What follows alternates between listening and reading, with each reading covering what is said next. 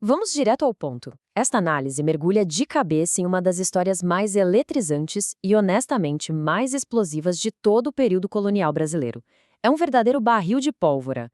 Quando os paulistas descobriram ouro na região de Minas Gerais, o caos simplesmente reinou. Uma onda gigantesca de forasteiros, que ficaram conhecidos como emboabas, correu para lá com sede de enriquecer rápido. E o resultado? A rivalidade explodiu na violenta Guerra dos Emboabas, uma luta visceral e sangrenta por poder e ouro, bem no coração do Brasil colonial. E para entender de verdade todo esse conflito, a gente precisa começar fazendo a grande pergunta que norteou esse banho de sangue. De quem é, afinal, o ouro descoberto? O que temos aqui não é só uma disputa financeira, tá? É um choque de perspectivas totalmente opostas sobre o direito à terra e aquela riqueza imensa que tinha acabado de aparecer. Para sacar como essa tensão chegou num ponto sem volta, precisamos dar um passo atrás e ver quem já estava por lá primeiro. Seção 1. A busca pelo ouro. E é aqui que a nossa história realmente começa. A realidade dos paulistas, os famosos bandeirantes, era brutal. Organizar essas expedições gigantescas para o sertão não era pouca coisa. Inicialmente, o objetivo era aterrador mesmo, aprisionar e escravizar indígenas. Mas, claro, rolava aquela lenda de minas de prata e esmeraldas. Estimulados por cartas da coroa e rumores de riquezas absurdas, esses caras encaravam um território extremamente hostil. A gente está falando de fome, doenças e anos a fio marchando, muitas vezes descalços. Eles investiram suor, sangue e gerações inteiras desbravando esse interior selvagem. E isso ilustra perfeitamente o início do caos, porque, de repente, o jogo vira. Depois de incontáveis fracassos, as primeiras minas de ouro super lucrativas são finalmente descobertas em lugares como Itaberaba, Ouro Branco e Ouro Preto. Parecia a recompensa gloriosa por todo aquele sacrifício, mas, na verdade, foi o estopim definitivo para uma bagunça sem precedentes. O que nos leva à seção 2, a invasão dos forasteiros. Porque, segredos sobre ouro nunca dura muito tempo. Essa onda toda foi imortalizada nas palavras do historiador Francisco Adolfo de Varnhagen, que diz o seguinte: a transmigração para as minas seguiu em tão grande número de gente que começaram as rivalidades. Gente, o fluxo migratório foi surreal. Pessoas do Brasil inteiro e até levas vindo direto da Europa largaram absolutamente tudo para correr para as minas.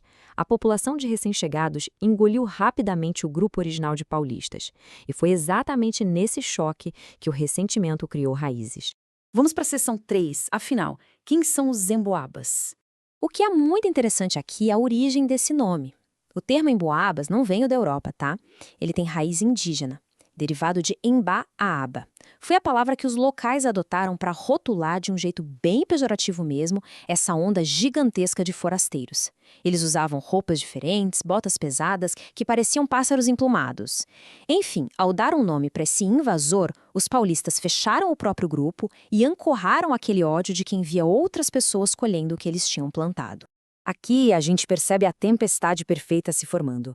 De um lado, os paulistas, os descobridores originais. Na cabeça deles, o ouro era deles por direito, por conta de gerações de mortes e sacrifícios no sertão. Do outro lado, os emboabas, forasteiros e imigrantes que tinham uma visão igualmente válida perante a lei. Para eles, aquela terra não era propriedade dos bandeirantes, mas sim da coroa portuguesa, ou seja, estava aberta a qualquer súdito. Ninguém queria ceder 1 milímetro sequer, então o confronto armado era só questão de tempo. E assim chegamos na seção 4. A explosão da guerra. Olhando para essa linha do tempo, a gente vê exatamente como a coisa saiu de controle. Na década de 1690, temos as descobertas iniciais e o começo da loucura migratória. Nos primeiros anos de 1700, a rivalidade sobre quem manda nas lavras virou um ódio bairrista extremo.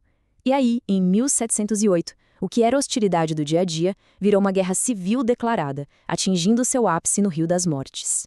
A Batalha do Rio das Mortes é brutal. Movidos por pretextos fúteis, mas por uma ganância gigantesca, os emboabas, que já estavam em vantagem numérica, encurralam e derrotam os paulistas sem dó.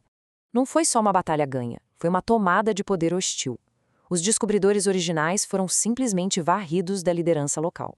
E o que acontece quando se tira quem estava no comando? Fica um vácuo de poder colossal. É aí que Manuel Nunes Viana surge como líder absoluto dos Emboabas. O cara não só venceu a guerra militarmente, ele assumiu um controle totalmente despótico das minas. Começou a distribuir postos, nomear militares, governar tudo sozinho. O ápice da crise foi esse. O governo colonial e a coroa portuguesa perderam, temporariamente, mas de forma total, o controle do seu território mais valioso. A fragilidade do império ficou escancarada. Seção 5. O desfecho e a paz. Porque a coroa definitivamente não ia deixar isso barato. O ponto crucial é como o governo resolveu essa bagunça. Passo 1. Mandaram Antônio de Albuquerque, um herói de campanhas no Amazonas com uma força militar respeitável. E o passo 2 é onde está a genialidade do negócio. Em vez de chegar atirando e começar outro massacre contra o Viana, ele usou a moderação estratégica. Ele ofereceu anistia e costurou acordos políticos. Desse jeito inteligente, no passo 3, a autoridade do rei foi restabelecida sem destruir a mão de obra que, afinal de contas, era necessária para continuar tirando o ouro de lá. Mas a paz trouxe a burocracia, e a coroa trancou as portas dessa riqueza às 7 chaves. De um lado, tivemos as mudanças administrativas. Criaram 4 distritos supervigiados, que foram Vila Rica, Sabará, São João del Rei e Vila do Príncipe. E a própria população passou a bancar as tropas coloniais. Do lado econômico, o bicho pegou. Eles implementaram o imposto dos quintos, criaram a captação, que taxava cada indivíduo escravizado nas minas, e proibiram o ouro em pó. Agora só valiam barras padronizadas para evitar o contrabando. A coroa transformou todo aquele caos numa máquina de arrecadação implacável. E a guerra teve um efeito cascata no mapa do Brasil inteiro.